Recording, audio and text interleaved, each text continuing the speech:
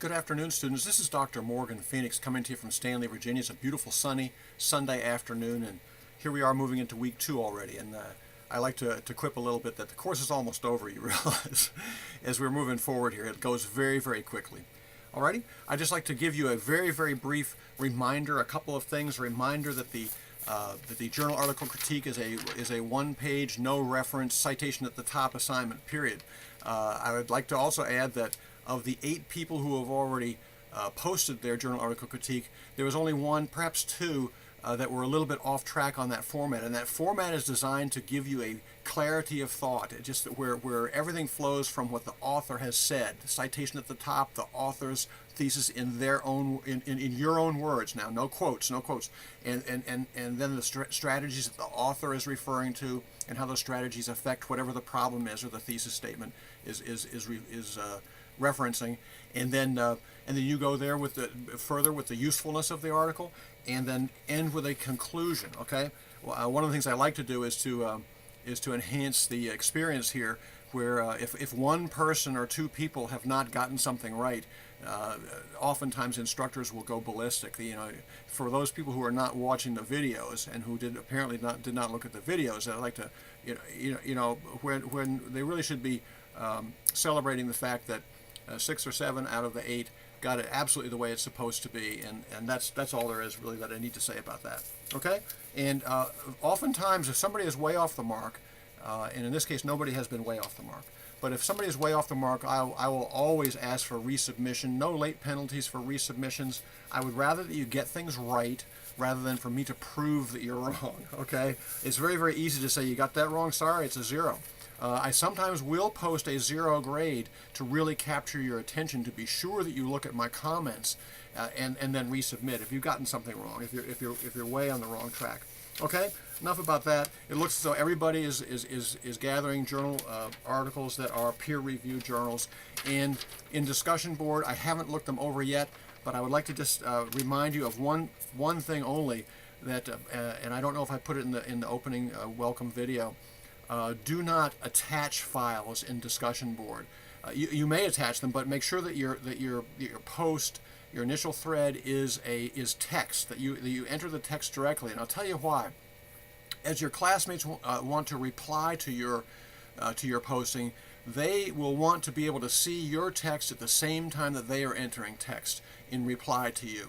Okay, and it should be a personal response to what you've said. That's all of your responses, folks. All of your responses need to be personally focused on what the other person has said, and then you can add your own take on it, or your own experience in your work setting. Some things maybe you run into in other classes, or certainly the readings in this class. Both the Ruby Payne and Lorraine Monroe are always right on track and perfect resources.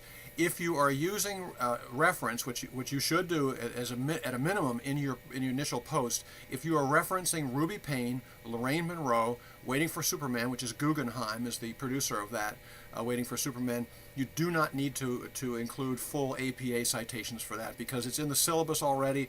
Everyone knows what you're talking about. You can just say Monroe 2013, however you want to do it, or Monroe tells us. And likewise with your journal article critiques, your first sentence really works best. If you are reconstituting the author's thesis, it works best if you begin with the author's name. Okay, Wells tells us that such and such, and then you take it from there. And the last thing, I had one more thing. Oh yes, looking forward to week 3. Because if you're wise, you will be choosing journal articles that will be giving you strategic information. And by strategic, I mean things that you can use to impact students and schools and communities for their betterment. Okay, and strategies, things that you can do, things that you can apply, things that you can interject, things that you can construct and build. Okay, not just your hopes and your dreams and your prayers, which are absolutely critically important also. That's where it all starts from. But we're the professionals in the field. We should be going into communities and going into schools with very, very clear ideas as to exactly how we are going to accomplish the things that we want to accomplish, which is ultimately successful students. Okay, happy students, satisfied communities that are safe, communities that are not defined by fear, even if they are defined by poverty in the first place. Okay.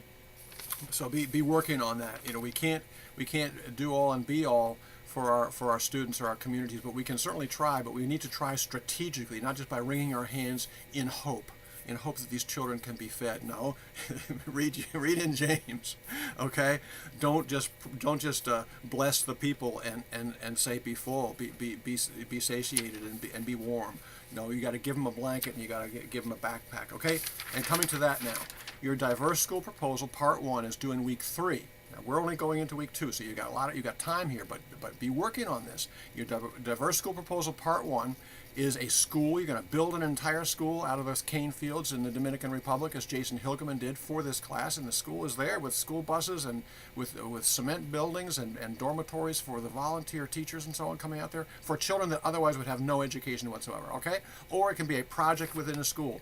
It can be as small a project and important a project as a backpack program. If your community is that you're talking about, and I would prefer that you not use fictional communities.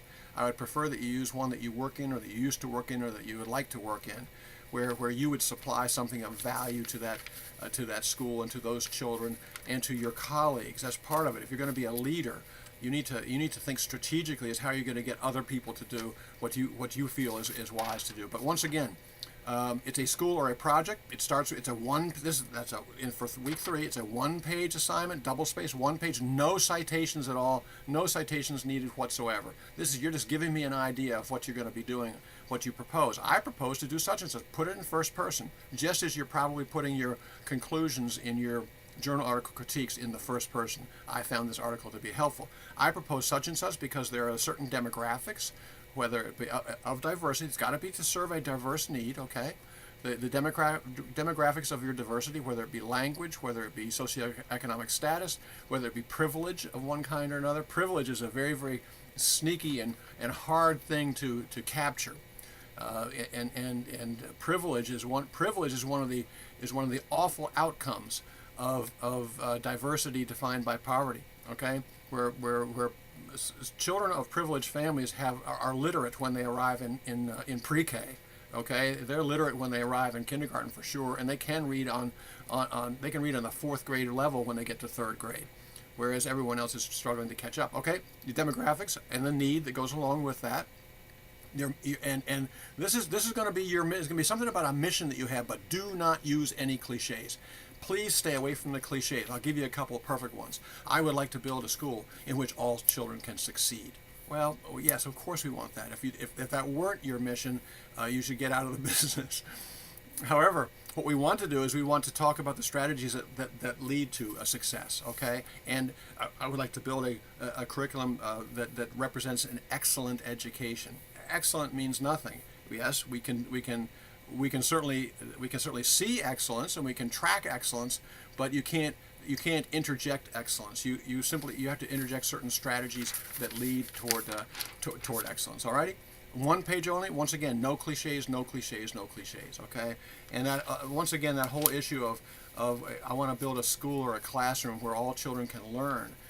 I guarantee you that children are learning regardless.